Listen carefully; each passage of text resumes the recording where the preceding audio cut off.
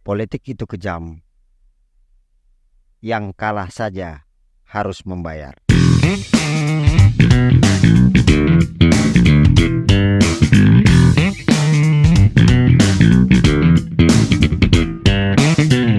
Suara kami tidak kemana-mana, tapi suara kami ada di mana-mana. Selamat datang di podcast Titik Terang. Berita dan fakta Kami ulas Terang benderang. Oke, episode kali ini kita akan membahas tentang calon legislatif yang miskin versus caleg yang kaya. Ini sebuah fenomena yang terjadi dalam dunia politik negeri kita ini, atau negeri tetangga sebelah mungkin. Karena terkait dengan calon legislatif adalah merupakan sebagai wakil yang mewakili kepentingan kita sebagai rakyat Indonesia khususnya, untuk dapat disampaikan kepada mereka menyampaikan kepada pemegang kekuasaan ini. Apakah itu berfungsi secara efektif atau tidak? Ini dalam beberapa menit ke depan kita akan membahas ini. Jadi ada semacam modal politik, ongkos politik atau money politik yang menyebabkan beberapa calon legislatif itu menjadi sebuah momok seperti yang disampaikan di awal tadi, yang bayar aja pun mesti kalah. Apakah itu sebagai sebuah pembenaran atas fakta yang terjadi saat ini di negeri kita? Ini akan kita ulas bersama saya, Sapawi Aljawi, dan teman saya Alang Abdal. Kang Nu. Kita akan membahas untuk tema ini. Mungkin ke depan kita juga akan terus membahas tentang isu-isu sosial, politik. Sebagai episode pertama kita akan membahas seberapa pentingnya sih sebenarnya wakil rakyat dalam menggunakan uang sebagai kepentingan rakyat atau kepentingan pribadi dia. Apakah memang modal money politik itu harus, apa yang membedakan antara money politik dan cost politik? Ini yang harus kita dudukkan sehingga nanti kita mampu mengklasifikasi yang dikatakan money politik atau cost politik, atau kedua-duanya itu diperlukan. Siapa dulu yang mau menanggapi? Silakan. Atau buka tema yang baru, tetap dalam koridor caleg miskin PS caleg kaya gitu. Silakan. Jadi kalau kita lihat fenomena hari ini sebenarnya Bang Pawi kan, situasinya kalau nggak punya modal juga kan nggak mungkin bisa duduk di dewan kan. Modal ya. Nah, modal itu ya minimal kalau kebutuhan untuk alat peraga aja kan butuh duit nih. Nggak ada yang gratis kan gitu dia. Cuman Lang. Ya, kalau pepatah bilang kan tidak ada makan siang yang gratis. Iya. Artinya ongkos modal dalam politik itu memang tinggi. Kencing pun bayar ya kan. 2000 Kencing pun bayar. Berarti kan ada apa namanya? Ada memang semacam fenomena antara cost politik dengan money politik. Itu yang sebenarnya harus kita pahamkan gitu. Jadi apa sesungguhnya sebenarnya yang harus kita lakukan? Apakah memang sebenarnya money politik itu ditandai dengan perjanjian kepada konstituen setelah kita memberikan duit atau gimana? Karena kalau misalnya money politik itu dianggap sebagai kewajaran di dalam dunia politik hari ini, bagaimana orang-orang yang mempunyai kapasitas dan kapabilitas sebagai calon wakil rakyat tetapi dia tidak memiliki modal? Nah, itu yang makanya kita angkat hari ini, temanya adalah caleg yang miskin dalam konteks miskin dalam konteks modal finansial. Langsung aja kita bilangin adalah modal finansial. Karena itu yang akan menjadi kendala kalau misalnya kita sama-sama mengatakan bahwa money politik itu adalah hal yang wajar. Gimana kira-kira? Alang kan mempunyai pengalaman tersendiri nih terhadap calon legislatif, karena beliau ini merupakan tokoh muda yang hari ini yang pernah menjadi calon legislatif yang bertarung di tahun 2019 kemarin ya Alang. Ya, waktu Pileg 2019. Ya, yang hashtag ganti presiden itu ya. Oh, enggak. Hashtag yang sangat fenomenal itu ya kan. Gimana Lang? Ya, artinya memang ongkos politik itu hari ini memang besar. Cuman kita bedakan antara ongkos politik dengan money politik. Money politik tadi ya. seperti yang Kang Nu bilang, ongkos politik itu memang besar, di mana di situ nanti alat peraga, kita bersosialisasi, mengumpulkan massa. Cuman kan hari ini fenomena seperti yang tema yang kita angkat kan itu caleg miskin versus caleg kaya. Iya, Nah, bagaimana itu caleg miskin ini bisa menang? iya. Mungkin di beberapa daerah mungkin bisa kita lihat itu ada beberapa portofolio memang nggak semuanya memang harus berdasarkan uang. Berdasarkan uang. Kita punya asa dan harapan. Harapan ya. Harapan itu pasti ada. Harapan itu pasti ada. Harapan yang biru cuman Agak-agak kuning lah kiri. Biru mendominasi, kuning agak-agak tertekan. Bukan terkenapanya itu lah. Cuman Ya, yang fenomena itu tadi Kang, no, bagaimana kita menyikapi sebagai masyarakat ini, Kang? jadi sebenarnya inilah yang dikatakan harus ada memang kalau kita bicara gagalnya hari ini itu seseorang yang nggak punya duit untuk menjadi caleg itu memang udah bisa dibilang itu udah faktor alam gitu, karena memang ini dibangun semua dari faktor kebiasaan, memang itu dia. Jadi karena fungsi daripada legislatif itu sebenarnya bukan tidak dimengerti oleh masyarakat pada hari ini, tapi memang masyarakat sudah bisa dibilang sudah tidak percaya lagi, sedikit sudah tidak percaya. Akhirnya politik praktis ini menjadi sebuah marketnya para calon legislatif. Saya tertarik dengan pernyataan Akang tadi. Faktor alam itu apakah memang benar-benar terbentuk dengan sendirinya atau asumsi masyarakat yang terbentuk atas fakta yang ada? Misalnya begini, kalimat sederhana gini. Karena kita melihat memang sudah politik transaksional itu sudah tidak dapat dibendung, misalnya sawer-sawer gitu kan, 50.000 per constituents, per jiwa gitu. Nah, kita melihat itu sebagai sebuah kenyataan yang hari ini tidak bisa dibantah. Apakah itu termasuk juga faktor alam gitu? Apakah itu memang kita benarkan? Apakah memang kebenaran itu karena banyak yang mengikuti, atau kebenaran itu memang dia benar walaupun tidak ada yang mengikuti? Itu jadi gini dia, Bang Pawi. Jadi itu kenapa dibilang faktor alam, karena memang itu terjadi secara alami gitu dia. Artinya pemilu beberapa kali sudah dilakukan di Indonesia ini umumnya memang sudah menggunakan seperti itu, karena rata-rata orang mau menjadi mendaftar menjadi caleg itu rata-rata partai itu kadang-kadang mengusung calegnya itu bukan dari kadernya sendiri sebenarnya, Dari kualitasnya, bukan dari kualitas gitu, tapi dari karena kisaran modal. dari kisaran modalnya berapa kan. Jadi terkesan memang legislatif ini seperti bidang pekerjaan dia. Jadi bukan bukan alat untuk pengabdian ya. Dia bukan alat untuk pengabdian. Mewakili aspirasi warga masyarakat gitu. Ya bukan. Akhirnya jadi kepentingan gitu. Kepentingan. Iya. Alang lah kita tanya, dia mungkin ada pengalaman untuk mengatasi politik transaksional, karena suara dia kemarin itu cukup signifikan. Hampir bisa dibilang 0% kok transaksional ya kan. Ya, 0%. Nah, gimana tuh kira-kira melihat inilah kau Lalang? Ya, seperti yang Kang Nu tadi kan. Artinya masyarakat, ketika masyarakat sudah menjadi sebuah kebiasaan. Nah, kita yang datang tangan kosong ini kadang ya nggak dianggap gitu. Karena apa? Karena ya itu tadi.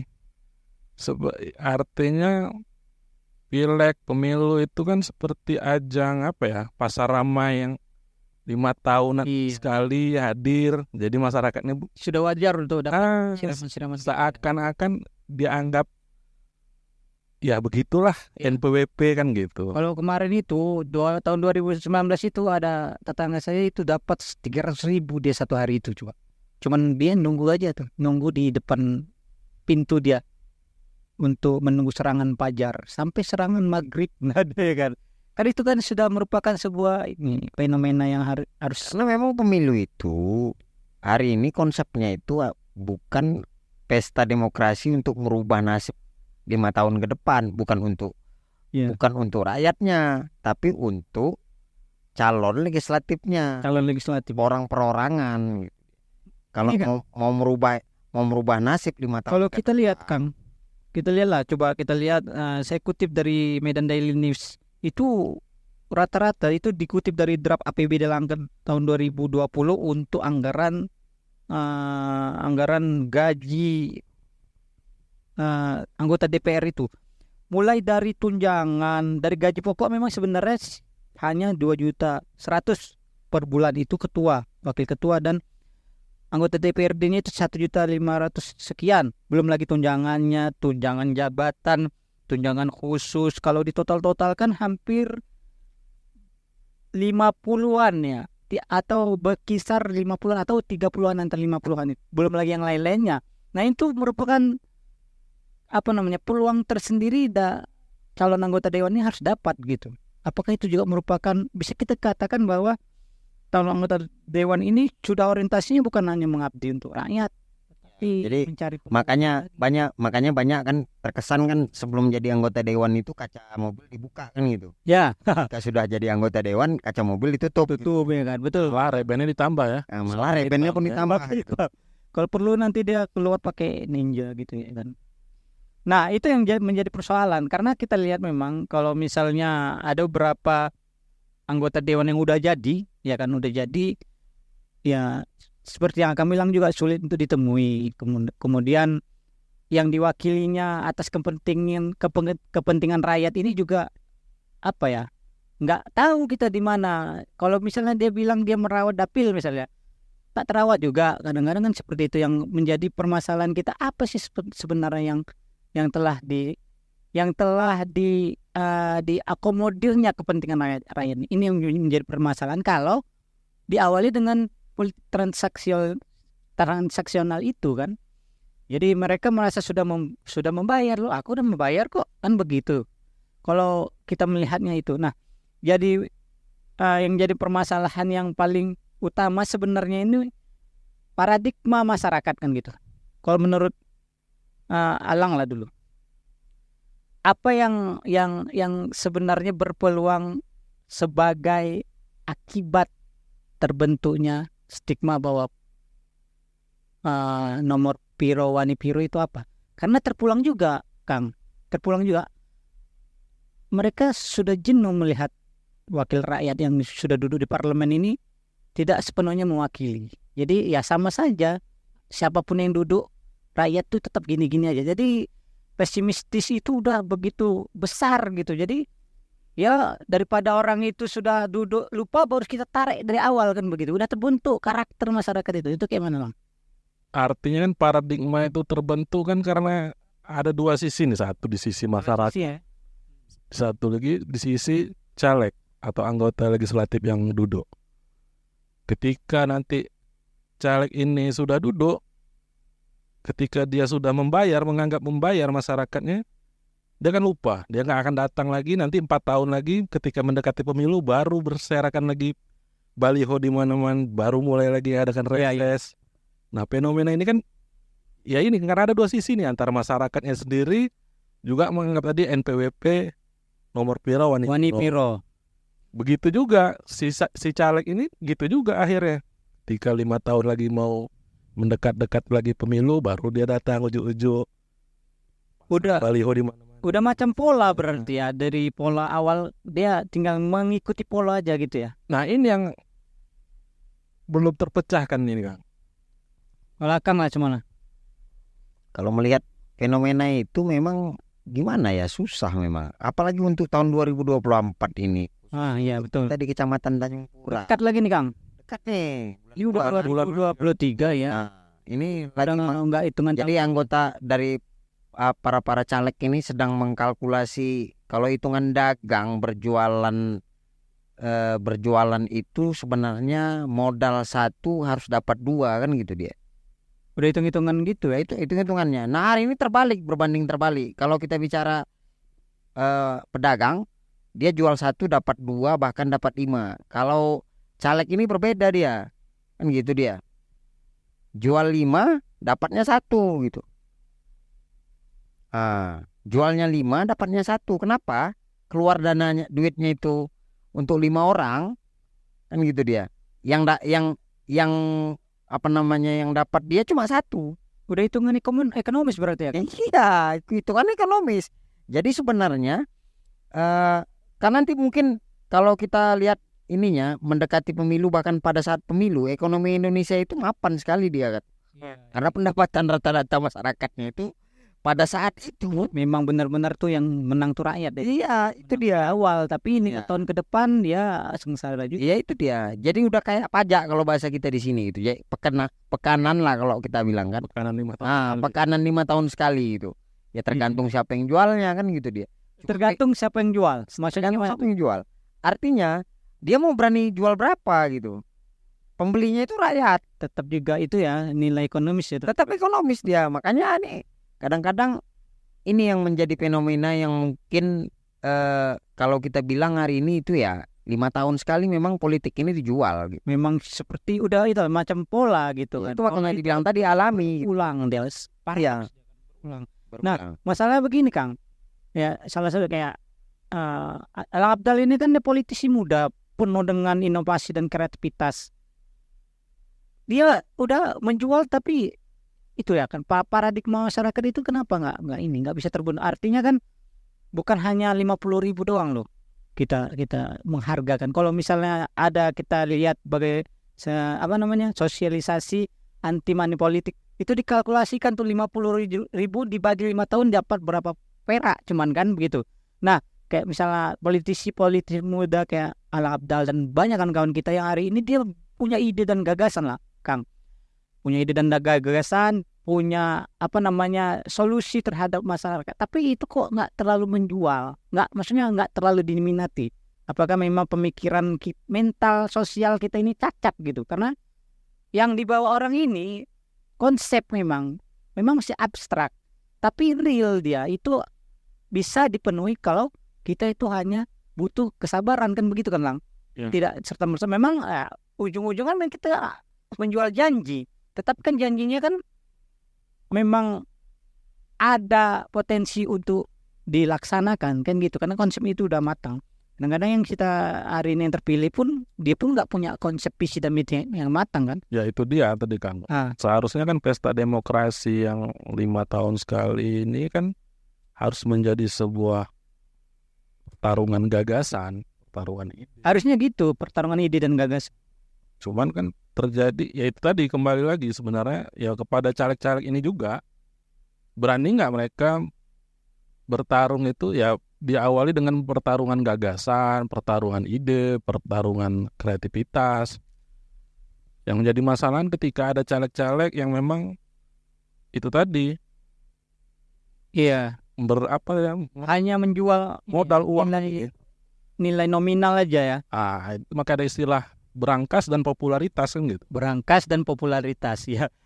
Kita lihat kalau dibaca 63% anggota DPR RI itu periode 2019 sampai 2024 itu kebanyakan dari kalangan pengusaha. Kalau kita lihat mental seorang pengusaha ini udah hitungannya kan udah untung rugi, Kang. Benar nggak, Kang? Bukan berarti semua pengusaha itu tidak berhak menjadi anggota DPR, tapi pada umumnya seperti itu. Pengusaha kan memang untung kali ruginya kan lebih besar, lebih berpeluang untuk melakukan politik transaksional. Walaupun tidak sepenuhnya demikian. Itu gimana kira-kira? Ini kan gini dia masalahnya. Kenapa pengusaha mau berminat untuk mencalonkan? Karena punya kepentingan. Kepentingannya yang pertama adalah untuk melindungi aset, amankan usaha-usahanya, bahkan untuk membuka peluang usaha yang baru lagi, kan itu dia. Peluang usaha yang baru. Ya. Maksudnya usaha anggota dewan ini jadi usaha. Ya. Melindungi asetnya dan menambah usaha yang baru lagi. Itu dia yang paling ini. Ya di Kabupaten Langkat juga ada itu kan. Anggota DPRD-nya itu ya untuk mengamankan usahanya. Gitu. Nggak usah itu bro, mantan bupati kabupaten yang itu tuh, yang sekarang itu yang pernah viral menjadi isu nasional itu pengusaha bro, Di Wakanda. yang Di negeri udah kan. tenggelam itu. Nah itu kan merupakan sebuah presiden buruk bahwa pengusaha itu sangat transaksional mempraktikkan politik ini, Kang. Gimana kira-kira? Ya ini yang menjadi kesulitan sebenarnya. Terus satu yang kedua, jumlah caleg yang bisa yang menang nantinya, yang diterima menjadi anggota legislatif itu bisa dibilang kan lebih banyak calonnya daripada orang yang dibutuhkan menjadi anggota DPR itu kan. Internal partai aja pun banyak ya kan. Iya. Dia berperang secara Kayak di tempat internal. kita nih hari ini. Ah, Bang Pawi, ya di tempat kita butuh 8, yang dibutuhkan itu ada 8 anggota, 8 kursi. 8 kursi. Ya. Sementara jumlah partai saja sudah banyak, Iya betul. dikali dengan kuota masing-masing partai, itu kan Partai. harus mencukupi 8 minimal kan. Iya. Dia harus mencukupi 8. Nah, kalau dikali dengan jumlah partai aja itu sudah berapa kan itu dia. Betul. Sementara yang dibutuhkan itu kecil. berapa? Peluang kan semakin kecil. Makanya Modal segala cara modal semakin besar. karena Terus saja. peluang tadi kecil ya kan. Iya. Kalau dulu 12 sekarang 8. Makanya modalnya harus lebih besar gitu deh. Memang kita bicara hari ini seolah-olah kita melegalkan itu gitu. Tapi apa yang kita ceritakan hari ini Melegalkan money politik tadi. money politik itu, tapi itu sudah menjadi sebuah fenomena yang semua orang bisa dibilang sudah hari ini jualannya anti money politik, tapi itu sepertinya hanya jargon saja. Jargon ya. Pada kenyataannya tidak seperti itu gitu dia. Kalau Alang cuman Lang. Karena gini Lang. Misalnya nih kita dalam praktisnya lagi nih. Kalau misalnya biaya spanduk, oke lah itu kan bisa jadi kos politik. Biaya relawan, relawan, kemudian biaya saksi-saksi dan kemudian biaya operasional tim ses itu bisa termasuk kos politik atau money politik. Karena biasanya biaya operasional tim ses itu berikut gajinya, honornya berikut, honornya, biaya makannya dan segala macamnya. Itu bisa nggak dikatakan money politik atau kos politik? Kalau itu menurut saya ya masih Kos politik, ya ongkos politik. ongkos politik. Nah, terkait juga dengan calon pemilih juga bisa dikatakan bahwa biaya untuk dia ke TPS. Jadi kan ada dalih-dalih yang membenarkan tindakan politik transaksional money politik ini. Ya itu tadi kan. Dalih itu yang melemahkan bahwa money politik itu sangat tidak dibenarkan gitu. Makanya kalau di sekarang ini pun ada istilah sedekah pun lagi. Iya. Ada lah sedekah. Bansos, bantuan sosial. Ya kan? Itu tadi untuk Yang mengalih-alihkan. dulu, Lang. Jangan bilang-bilangin bapak itulah. Bukan. Bang, yang enak kan, yang enak yang ada masa tenggangnya misalnya sebagai pengganti kan masih bisa digunakannya kekuasaannya secara kedinasan untuk kepentingan kampanye terselubung, Kang. Makanya itu enaknya kalau yang istilahnya kalau organisasi PJS lah ya kan. Nah itu kayak mana tuh? Itu kan juga. Jadi kan sebenarnya pemilu ini kan sebenarnya diharapkan menjadi sebutir obat kan gitu dia. Sebutir obat untuk mengobati penyakit yang hari ini jadi penyakit untuk selama 5 tahun. Nah hari ini obat itu bisa memperbaiki 5 tahun ke depan kan itu dia. Iya. Malah terbalik hari ini, bukan menjadi obatnya penyakit tapi obat penenang seperti narkoba hari ini. Tetap juga obat, tapi obat penenang ya. Nah itu dia. Menyembuhkan dia. Menyembuhkan Hanya dia. Menghilangkan rasa sakit. Memberikan ketenangan. Iya hanya itu saja, Waktu memberikan itu aja. ketenangan. Habis Habis dia. dosisnya Habis dosis sakit lagi kan gitu dia. Ya artinya setelah pemilu udah masyarakat juga ya kan? gini-gini aja. Gini-gini aja. Karena gini Lang, kita sebenarnya kalau saya katakan aku katakan semacam labirin dosa, lingkaran dosa. Kenapa? Karena masyarakatnya sendiri mengamini tindakan politik transaksional dan anggota dewannya juga karena telah merasa membayar, jadi dia tidak berkewajiban untuk menjalankan fungsi peran dan tanggung jawabnya sebagai wakil rakyat. Jadi memang udah semacam labirin nih kan. Jadi korupsinya itu udah sampai ke akar-akarnya dan sampai ke konstituennya. Bahaya ini, Itu. Bang Bawi ini. Ini Iya. bisa jadi kampanye juga untuk anti pemilu kita nih, dianggap kan gitu dia. Nah, itu tadi Padahal makanya kita pengen ini gitu kan. pesimistis kita udah semakin besar. Nanti takut kita arah-arahnya pemilu itu sudah tidak pala berfungsi bagi demokrasi negeri ini kan. Sebelum sampai ke situ kan kita perlu juga menganalisis akar masalahnya itu yang masih. Ya, itu tadi artinya kan kalau abang bilang begitu tadi kan, itu tingkat golput bisa jadi tinggi. Ya, karena itu tadi kan. Kenapa? Karena itu tadi kan partisipasi masyarakat dia udah mulai jenuh gitu. Ya. Melihat fenomena-fenomena yang terjadi. Oke, betul. Nah, pertanyaan nih untuk Akang. Nanti juga untuk Alang ya. Untuk Alang dulu, untuk Alang. Tahun 2024 ini kenapa nggak main lagi? Nanti kurang modal udah. Coba. Masih membaca Ini situasi. Pertanyaan titipan nih dari penggemar berat Alang. Kami merasa kecewa kenapa Alang yang mempunyai ide brilian tetapi tidak main lagi. Habis modal enggak? Kalau dalam politik apa ya? Berhitungan. Ada modal sosial loh. Perhitungan politik itu kan harus Modal sedikit. sosial kan nggak pakai finansial. Iya. Modal sosial. Ke depan kita pengen buat bank nih. Sosial. Kita akan mau buat apa namanya, kalau kayak di BRI itu ada KUR kan, kredit usaha rakyat. Kalau ini kredit usaha legislatif. Cool. Jadi cool nih ya gitu. Kalau melihat opini Akang nih, ke depan kayak Akang cocok jadi anggota dewan nih. Niat nggak Kang kira-kira? Ke depan. Harus cocok nih kan, karena dia memiliki banyak visi dan misi untuk Tanjung Pura khususnya. Nggak laku hari ini. Kita ya nggak laku karena aku miskin gitu. Kan Ya. gitu dia. Aku nggak punya duit ini. Mau nempas pandu aja aku nggak kuat gitu. Cemana mau jadi anggota dewan gitu. Jadi Jawabannya normatif gitu. ya itu dia, memang fenomenanya memang seperti itu gitu. Artinya kalau kita duit politik itu kita dagangkan, ya kan? Kita dagangkan cabai, Iya.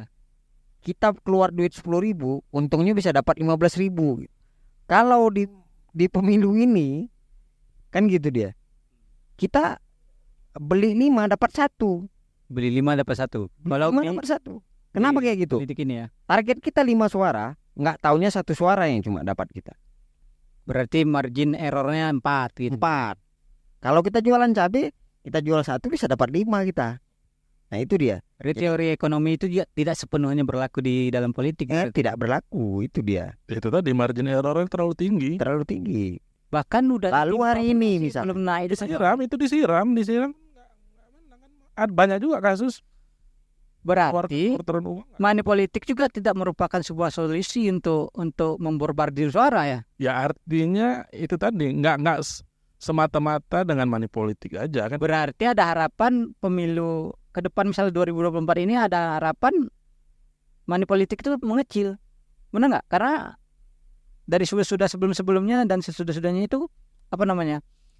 Orang yang menyiram itu memang tidak begitu bermanfaat di legislatif pada faktanya seperti itu kan. Banyak kayak kemarin tahun berapa itu ada politisi dari partai yang hari ini sudah merapat ke calon presiden yang kedapatan jualan sabu. Ini kan sangat tidak. Tahun berapa itu kemarin? Ada yang orang Yang dari Pangkalan Susu ya. bukan, aduh, sifat merek coy. Dapat dari Pangkalan Susu. Cuman Nah, itu dia. kabarnya udah nggak di sini lagi, udah nggak di apa lagi. Partai yang itulah pendukung Anies naik sedan itu. Jadi ya kan, betul kan? Jadi artinya Belum jadi presiden saya sudah berbohong gitu. artinya kan memang ada harapan bahwa tidak sepenuhnya money politik itu strategi yang baik untuk pemenangan suara gitu. Masih ada harapan kita bisa menjual kualitas diri berarti ya. Ya kembali lagi sebenarnya kan juga kembali ke masyarakat. Jangan ada harapan, ada peluang gitu. Haranya pakai spasi gitu. Karena gini, hari ini ya ada beberapa caleg itu yang 2 tahun sebelum pemilu dia sudah bermain gitu, kan gitu dia. Lalu nanti di hari H dia kalah, kan gitu dia. Sebenarnya kan peluang dia untuk itu kan artinya dia sudah bekerja, sudah memikirkan ini dan sudah bermain di lapangan itu 2 tahun sebelum dia masa pemilu. Iya. Tapi itu belum menjadi sebuah jaminan untuk dia bisa menang gitu. Karena jaminan untuk menang itu adalah pada saat berarti tetap juga di serangan pajar itu juga. Iya, itu yang kadang-kadang selalu digunakan orang untuk seperti itu. Tapi ada beberapa pakar mengatakan yang calon anggota dewan yang minim hampir dikatakan 0 rupiah dia naik loh Kang.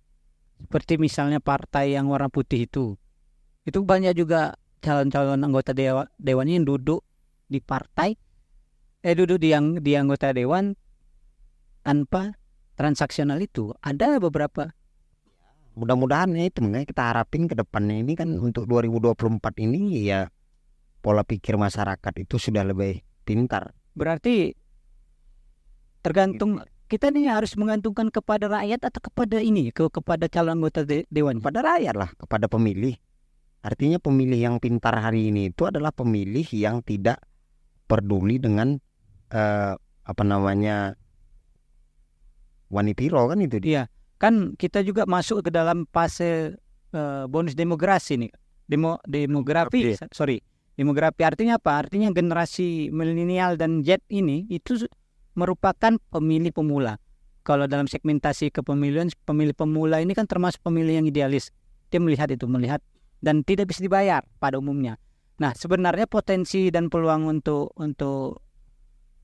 no money politik itu besar, tergantung bagaimana sebenarnya juga kinerja Panwas dan KPU, bukan hanya mengawasi, bukan hanya melaksanakan, tetapi juga memberikan edukasi yang benar. Edukasi kepada peserta pemilu, edukasi kepada konstituen dan masyarakat, kan sebenarnya berpulang itu kan. Ya itu tadi, seharusnya kan Cemalang pelaksana itu kan berada di KPU. Yes. Melakukan edukasi, sosialisasi. Begitu juga dengan Panwas melakukan sosialisasi tentang misalnya tadi money politik. Cuman itu juga seharusnya menjadi partai politik gitu. Artinya partai politik ini seharusnya memberikan pelajaran atau pendidikan politik kepada masyarakat. Iya. Kepada caleg-calegnya, sehingga ketika caleg-caleg ini nantinya bergerilya di bawah, tidak hanya semata-mata mengandalkan yang namanya money politik. Oke. Money politik itu kan bagian dari politik transaksional berarti kan. Politik transaksional itu kan bukan hanya money politik. Juga ada yang namanya saya kasih contoh lah. Ada misalnya bukan yang nyata. Ada seorang camat, dia mengarahkan kepala desa untuk memilih calon tertentu. Bukan camat Tanjung Pura, nggak mungkin lah ya. Camat Tanjung Pura itu camat kami itu. Duta Tanya. Makanya Pak Waliawat. engkol sikil lah. Jadi lurah atau kepala desa itu digiring gitu. Harus bisa mengarahkan warganya, masyarakat untuk memilih calon tertentu. Nah itu gimana? Karena kalau kita melihat sistem kepemiluan yang sebelum-sebelumnya yang seperti itu juga sering gitu. Ada nyata di depan kita kan. Itu juga merupakan politik transaksional yang tidak dibenarkan atau dibenarkan, karena sangat rawan yang seperti itu. Kalau menurut peraturan dan undang-undang memang tidak dibenarkan. Iya, undang-undang netralitas ya. Netralitas. Nggak boleh cawe-cawe. Ya masuk cawe-cawe. Masalahnya hari ini kan macam mana mau kita bilang kan gitu dia. Ponaan bapak itu yang bermain, adik bapak itu. Iya. Dan yang paling enak bapak itu yang bermain. itu yang penting Kang. Itu udah dicontohkan kepada puncak pemimpin yang pusat. Cawe-cawe itu boleh ya kan. Jadi ke bawahnya. Ya demi alasan kemajuan tadi kan. Iya. Simpulannya begini, dia simpel sebenarnya. masyarakat itu dididik dengan pendidikan politik, kan gitu dia. Artinya berpolitik yang benar itu seperti apa? Iya betul. Itu yang pertama. Kedua, partai politik kita harapkan hari ini dalam proses pemilihan calon itu memang betul-betul untuk diseleksi, sehingga akhirnya ke depan programnya partai itu bisa bisa terjalankan, bisa tersampaikan, kan itu dia. Nah, sehingga artinya dalam pemilihan caleg itu tidak asal-asalan, gitu dia. Verifikasi. Dilemanya hari ini adalah kepentingan partai itu adalah bagaimana caranya satu partai itu mendapatkan suara yang banyak melalui memenangkan beberapa anggota dewan untuk mendominasi di parlemen, kan itu dia menjadi permasalahan hari ini. Yang kedua, banyak yang kita lihat hari ini dia masuk ke partai itu ketika dia mau mencalonkan diri menjadi anggota legislatif, baru dia bergabung ke partai, kan? Iya, betul. Sementara orang-orang partai yang selama ini yang sudah notabene itu sudah lama duduk di partai, itu kadang-kadang tersingkirkan. Iya. Karena apa? Karena nggak punya dana. Walaupun dia udah bergerak di partai ya kan, Banyak kan karena kader partai itu sendiri yang nggak menjadi calon ini. Artinya Kang Nu setuju dengan proporsional tertutup? Ada dua sisi sebenarnya. Nah, kalau kita lihat fenomena hari ini sebenarnya tanggung jawab partai itu penuh terhadap kader-kader ini. Kalau dulu hak prerogatif penuh itu terhadap partai untuk menentukan siapa, kan artinya dipilih partainya, lalu partai nanti yang memilih siapa kader-kadernya yang di dalam yang bisa dijadikan calon anggota legislatif, kan gitu dia. Kalau hari ini kan dia berbanding terbalik, kan gitu dia. Bukan kalau partainya yang dipilih, tentu partai yang akan mencari calon legislatifnya. Kalau hari ini kan bisa dibilang berbanding terbalik nih. Aku punya duit banyak, aku mau jadi anggota dewan, aku mau bebas mau pilih partai mana saja kan. Kecuali ada partai tertentu lah dia kan. Karena memang fenomena kita hari ini, macam caleg hari ini untuk di dapil kita aja kan bisa kita lihat. Berarti nggak sistem profesional terbuka dan tertutup kan berarti. Ya, kepentingan kan gitu. Kepentingan berarti kan memang bentukan karakter kita, peserta demokrasi dan konstituen dan segala aspek yang berpengaruh. Gitu. Kembali lagi ke partai politiknya. Partai politiknya berani nggak memainkan kader-kadernya kan gitu. Iya. Jika kader-kader inti yang sudah berjibaku di partai bertahun-tahun, cuman kan berangkasnya nggak ada.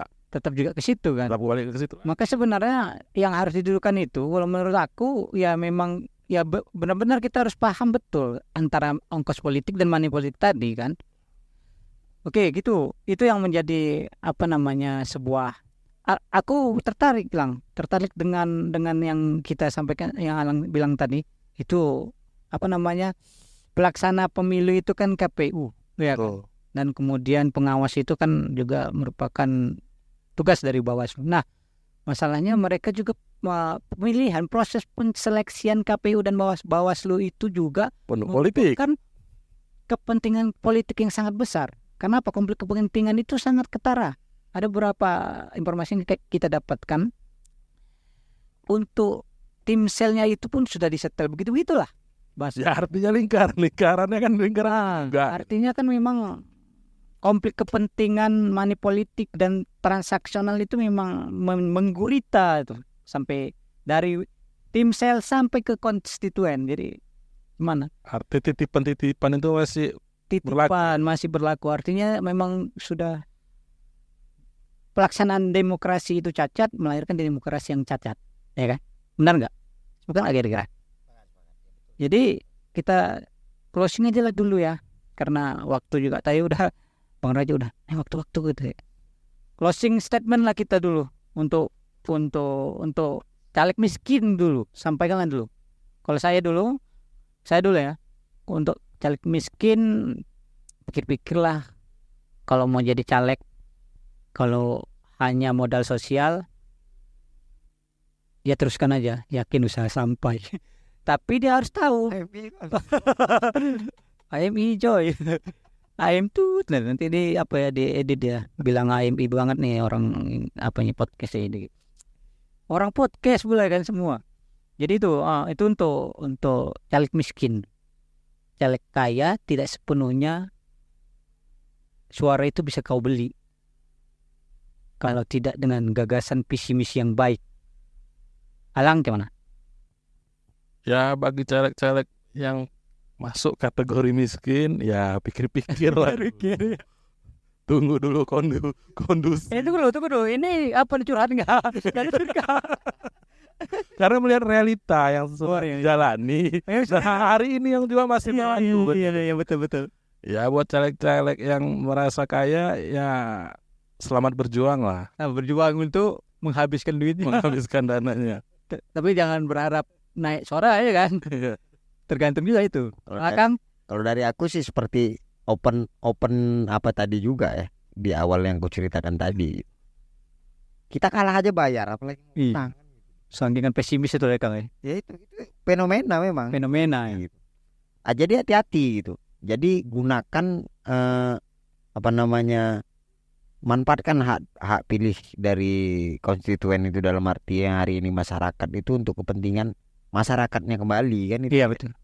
Nah, jadi memang mindset lah ya, mindset harus dibangun dulu. Jadi yang paling penting hari ini adalah mindset si calegnya dan juga mindset si pemilihnya yang paling penting hari ini. Dan panitia. Dan itu dia. Pokoknya semua lah ya kan, semua komponen yang demokrasi itu sendiri. Oke, gitu aja lah ya. Karena mungkin sudah panjang kita ngobrol di sini. Intinya bahwa caleg miskin dan caleg kaya berjuanglah karena Tuhan pasti berpihak kepada caleg miskin dan caleg kaya. Ya. Artinya demokrasi yang baik harus dilahir dari para pemimpin yang baik, para konstituen yang baik, para anggota dewan yang baik. Tentunya akan tercipta itu. Agak melemah nih Bang Pawi ceritanya. Agak melemah deh karena konflik kepentingan Kang ya kan. Ada senior bahaya. Bukan ada titipan nih kan. Bukan ada titipan kan. Sikit lah. Itu aja mungkin kita sudah ya Kang Abdallah. Siap. Terima kasih para noise sekalian. Kita sudahi, nanti kita akan ngobrol-ngobrol lagi. Nantikan episode selanjutnya dalam podcast Titik terang. Billahi taufiq wal hidayah. Assalamualaikum warahmatullahi wabarakatuh.